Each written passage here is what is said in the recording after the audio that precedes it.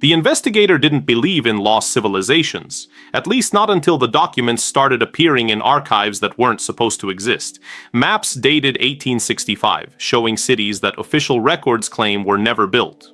Newspapers from 1892 describing technologies that wouldn't be invented for another 30 years, and photographs, thousands of photographs of a world that seems to have vanished almost overnight. This isn't about ancient history. This is about something that happened less than 200 years ago, something that left behind buildings we still use today, and something that every official source refuses to acknowledge. The year 1890 stands out with disturbing clarity. It's not what's recorded in those 12 months that raises questions. It's what stops being recorded immediately after. City after city, from San Francisco to Sydney, from Chicago to Calcutta, experienced the same pattern. Elaborate World's Fairs featuring impossible architecture, followed by catastrophic fires, followed by wholesale reconstruction that erased what came before. But here's where it gets strange. The timeline doesn't add up when the actual evidence is examined. Take the 1893 World's Columbian Exposition in Chicago. Official history claims hundreds of temporary buildings were constructed in just 2 years by a city still recovering from its own devastating fire. The photographs tell a different story.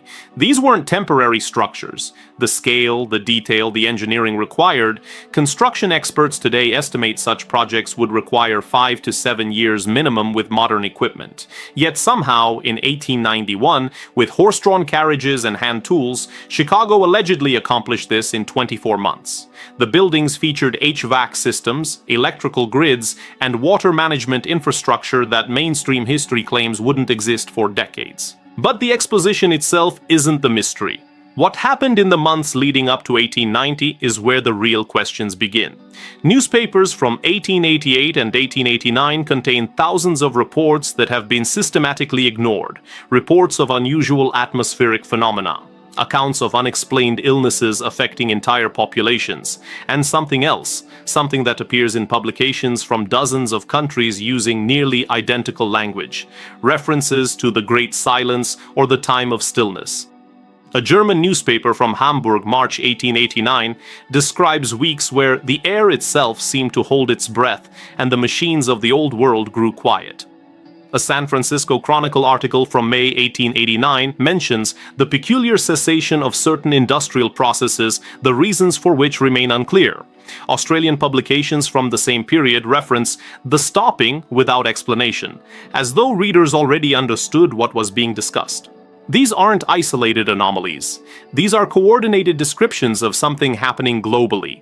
The investigator found a personal diary in a Boston estate sale, written by a telegraph operator named Samuel Wardwell.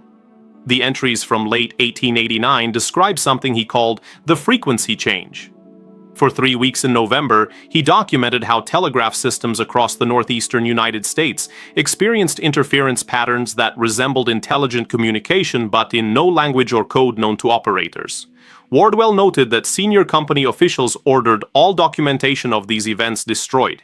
He kept his diary hidden in a wall cavity where it remained for over a century. The pattern repeats with unsettling precision across different types of evidence. Banking records from major financial institutions show coordinated gold movements in early 1890 that have never been satisfactorily explained. Massive transfers from public institutions to private vaults, followed by the systematic abandonment of the gold standard by country after country. Official explanations cite economic policy shifts, but the simultaneity is remarkable. Within 18 months, from January 1889 to June 1890, 17 countries made identical monetary policy changes. If you're finding this evidence compelling, consider subscribing. This channel exists to present the documents that don't fit the official narrative, and there are hundreds more anomalies from this specific period that demand examination. Military records present another troubling pattern. Between 1888 and 1890, standing armies across Europe, Asia, and the Americas underwent rapid reorganization. New divisions were formed, old units were dissolved, and command structures were completely rebuilt. The official explanation varies by country: modernization efforts, training reforms, strategic repositioning. But here's what makes this suspicious. The timing is identical, and the restructuring follows similar patterns despite these nations having no formal military alliances, and in several cases being potential adversaries. More disturbing are the gaps in military documentation from this period. The British Army's official records for late 1889 contain a 6-month period with unusually sparse reporting. The French military archives show similar gaps. Russian imperial records from the same time frame were lost in a fire in 1904, yet records from every other period of the 19th century survived. American military documentation from frontier posts goes silent for weeks at a time during this window, with entire battalions filing no reports for periods that would normally result in command-level investigations. What were these armies doing during the silence? A junior officer's personal letters discovered in a Norwegian estate provide a glimpse. Lieutenant Hans Bergstrom wrote to his sister in December 1889, describing deployment to protect the installations during the transition period. He mentions working alongside engineering corps on projects unlike anything in my training, and notes that his unit was sworn to secrecy upon pain of court-martial and worse. Bergstrom died 3 months later in what records call a training accident. 16 other officers from his battalion died within the same year, all listed as accidents or sudden illness. The medical records from 1889 to 1890 reveal another layer. Hospitals across the industrialized world reported dramatic increases in specific types of cases, not infectious disease outbreaks that would be expected and documented, but neurological symptoms. Accounts of mental disturbances spike by factors of 3 to 5 in city after city. Asylum admissions increase. And notably, many patients present with the same unusual complaint. Descriptions of hearing persistent low-frequency sounds like machinery running beneath the earth. A physician in Philadelphia, Dr. Marcus Webb, published a short paper in 1890 describing what he called the industrial malaise. He documented 127 patients who presented between November 1889 and February 1890 with identical symptoms: severe headaches, disturbed sleep, auditory hallucinations of mechanical grinding, and a persistent sense of dread. Dr. Webb noted that symptoms appeared to correlate with proximity to certain older buildings in the city.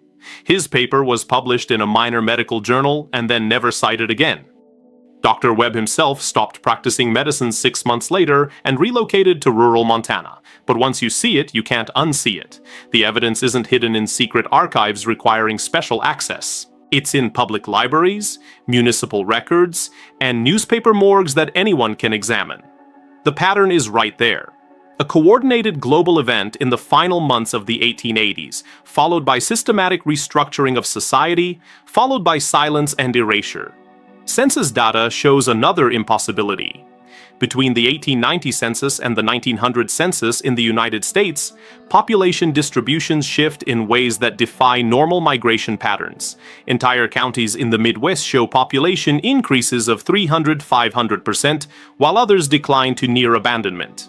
The official explanation is railroad expansion and settlement, but railroad construction records don't support the timeline. The rails reached these areas after the population explosions, not before. European census data reveals similar patterns.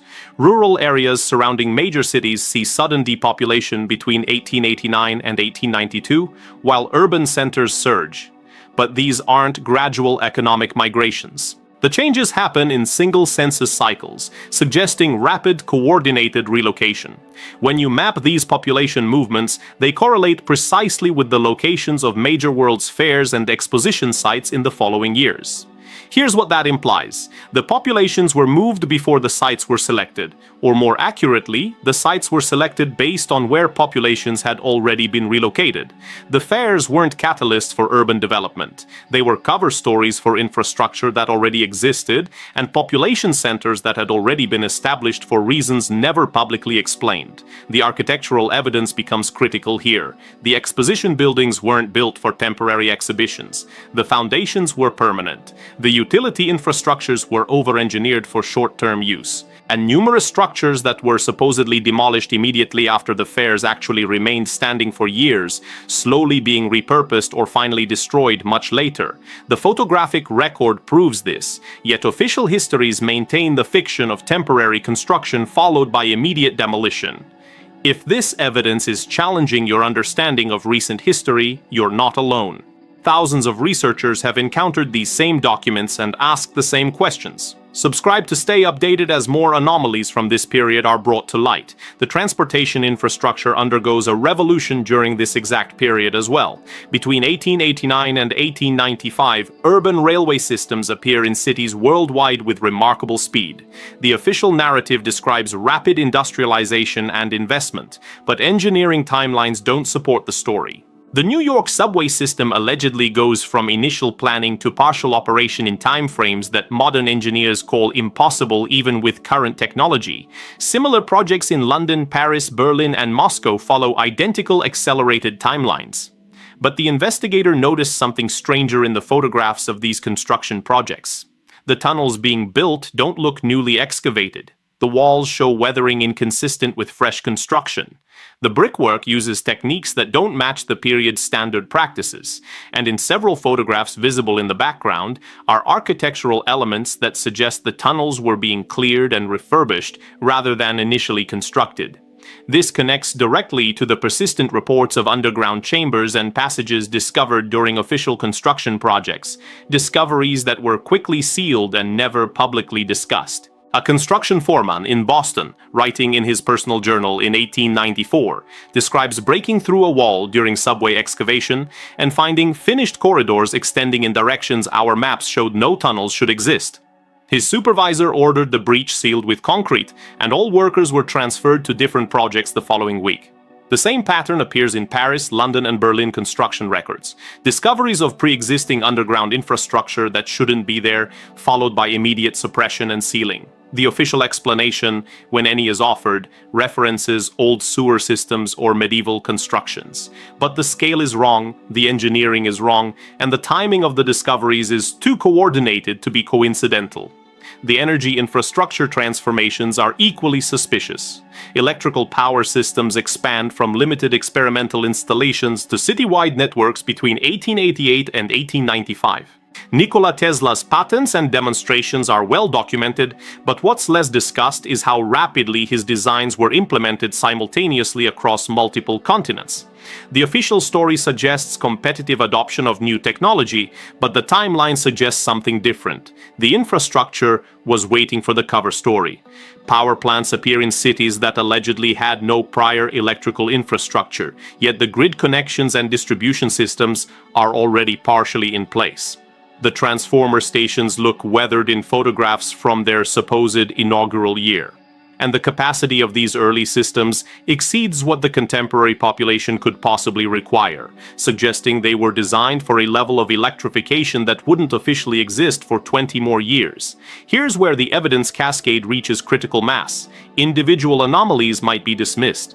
A few strange coincidences in timing and construction could be rationalized, but when the pattern repeats across every major city on multiple continents, when the architectural, demographic, military, medical, and industrial evidence all point to the same narrow window of coordinated change, the coincidence explanation collapses under its own weight. Something happened in the final months of the 1880s that required global coordination. Something that prompted massive population relocations, military redeployments, infrastructure repurposing, and the systematic rewriting of recent history. The world's fairs and expositions weren't celebrations of progress. They were stage-managed explanations for infrastructure and buildings that already existed and needed to be integrated into the new official narrative. The investigator found references in municipal records to the handover protocols in documents from 1890-1892. These references appear in city planning documents from Chicago, Philadelphia, San Francisco, and several European cities. The context is never fully explained, as though the meaning was understood by contemporary readers. The protocols seem to involve the transfer of certain buildings and infrastructure from unspecified prior administration to municipal control.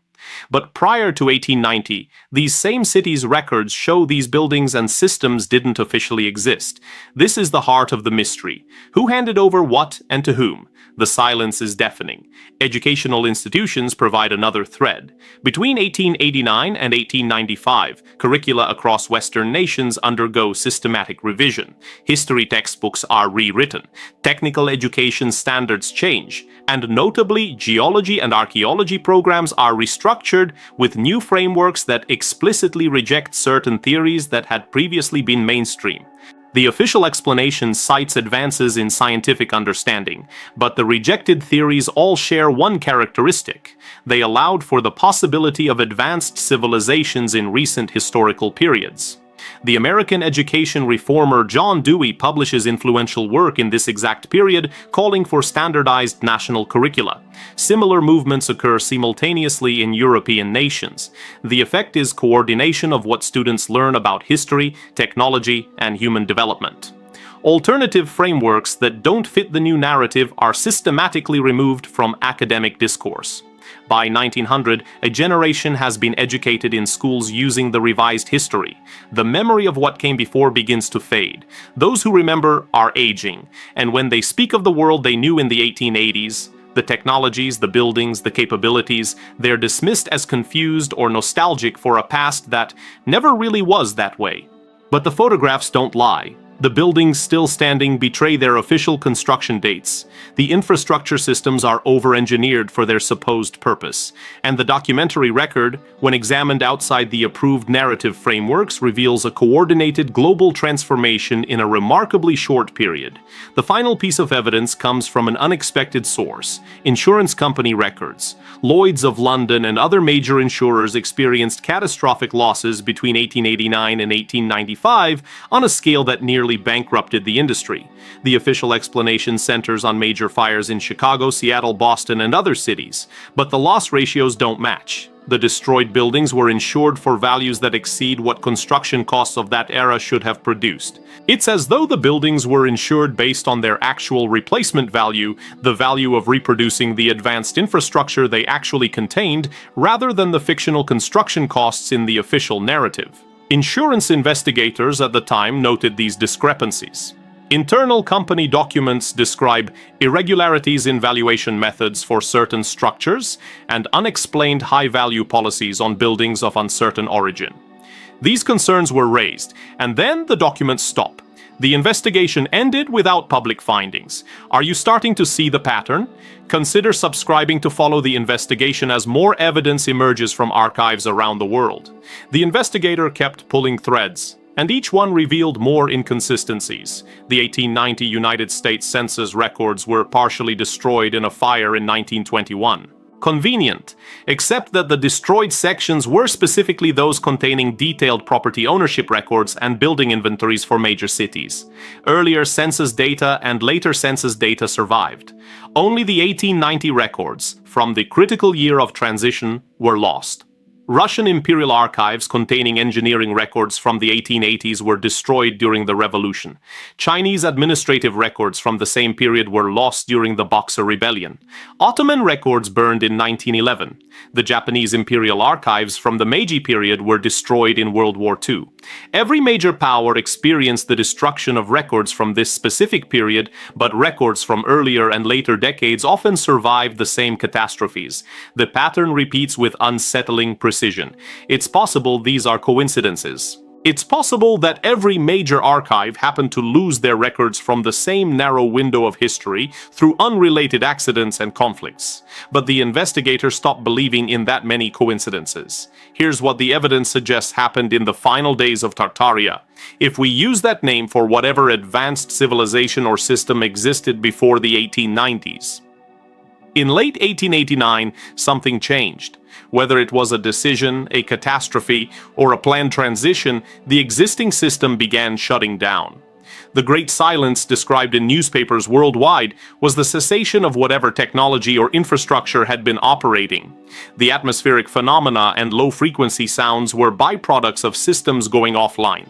The military mobilizations weren't for war, they were for security during the transition, protecting installations, managing populations, ensuring the handover proceeded according to plan. The medical cases of neurological symptoms were genuine. People were experiencing the effects of the technology shutdown, or perhaps the activation of new systems. The population relocations established new urban centers that could be controlled and managed under the new system. Rural populations living in proximity to old-world infrastructure were consolidated into cities where their experience and knowledge could be diluted and gradually forgotten.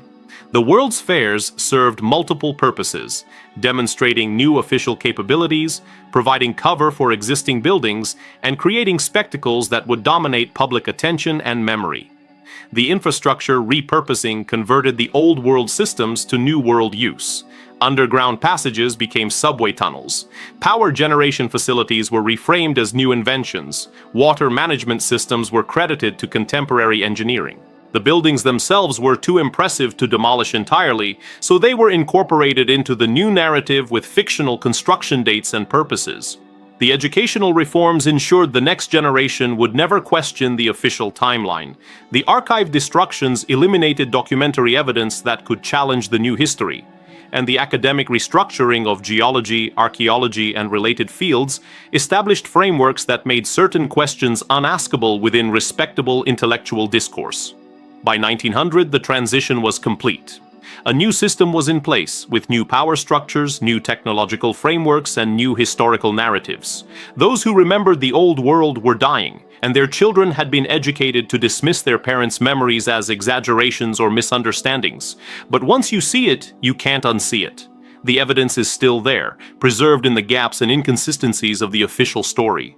The buildings that don't match their construction dates, the infrastructure that's over-engineered for its supposed purpose, the photographs showing capabilities that shouldn't exist, the documents describing events that never made it into history books. The investigator realized something profound while examining the evidence. This wasn't ancient history requiring archaeological excavation.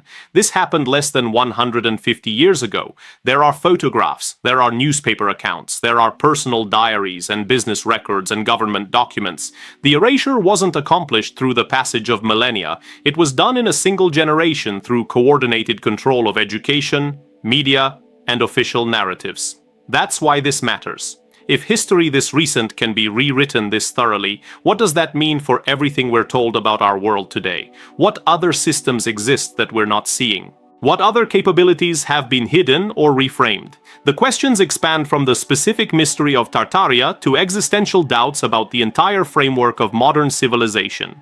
The final days of Tartaria weren't marked by dramatic battles or cataclysmic destruction visible in the historical record. They were marked by a managed transition so carefully executed that most people alive at the time probably didn't realize they were living through the end of one world and the beginning of another. The silence wasn't the absence of sound. It was the absence of truth. Here's the question the investigator couldn't answer. Who orchestrated the transition? The coordination across multiple nations suggests a power structure transcending national governments. The technological sophistication suggests capabilities we are still not fully shown, and the long-term planning suggests an organization operating on timescales measured in generations. That organization, whatever it is, succeeded in rewriting recent history so thoroughly that even mentioning alternative explanations invites immediate ridicule. The success of the operation is visible in how resistant people are to examining the evidence. The conditioning is that complete, but the buildings are still standing, the photographs still exist, the documents are still in the archives, waiting for investigators willing to piece together the pattern. And once enough people see the pattern, the official narrative loses its power. What happened in those final months before everything went silent? The evidence suggests a planned shutdown of old world systems, coordinated population management, infrastructure transition, and historical rewriting. But that raises the ultimate question: why? What purpose did this massive operation serve? Who benefited from erasing the memory of whatever came before? The investigator doesn't have those answers yet. But every piece of evidence raises the stakes. This isn't about satisfying historical curiosity. This is about understanding the actual structure of the world we inhabit. Because if they could erase Tartaria from living memory in a single generation, what else have they erased? What else are they hiding right now? The investigation continues. The archives hold more secrets, and the pattern once recognized appears everywhere. The final days of Tartaria weren't an ending. They were a beginning. The beginning of the world we're told is the only world that ever existed. But the evidence proves otherwise. The question isn't whether something happened in those final days before the silence. The question is what comes next, now that people are starting to remember what was forgotten. What happens when enough investigators start asking these questions loudly enough that they can't be ignored? That's the real mystery. And that's why this channel exists. To keep asking the questions that make the official narrative uncomfortable. To keep presenting the evidence they'd prefer stayed buried. To keep investigating until the pattern becomes undeniable. What really happened in the final days of Tartaria? The answer is still emerging piece by piece from archives around the world. But one thing is certain, whatever the truth is, it's not what we've been told, and the implications of that single fact are more disturbing than any specific historical claim about lost civilizations. Because if recent history can be rewritten this completely, then history itself becomes unreliable. And if history is unreliable, then everything we think we know about our world rests on foundations of sand. That's the real revelation. That's why this investigation matters. The silence is breaking. The questions are being asked. And somewhere, the people who orchestrated the erasure are watching nervously as more evidence surfaces. The final days of Tartaria may have ended in silence, but the investigation of those final days is getting louder every day. What will you discover when you start looking at the evidence yourself? The archives are open, the photographs are available, the pattern is waiting to be seen. All it requires is the willingness to question what you've been taught and examine what actually exists. The investigation continues. Subscribe to follow the evidence wherever it leads. The truth about the final days of Tartaria is closer than most people realize, and once you see it, you can never look at our world the same way again.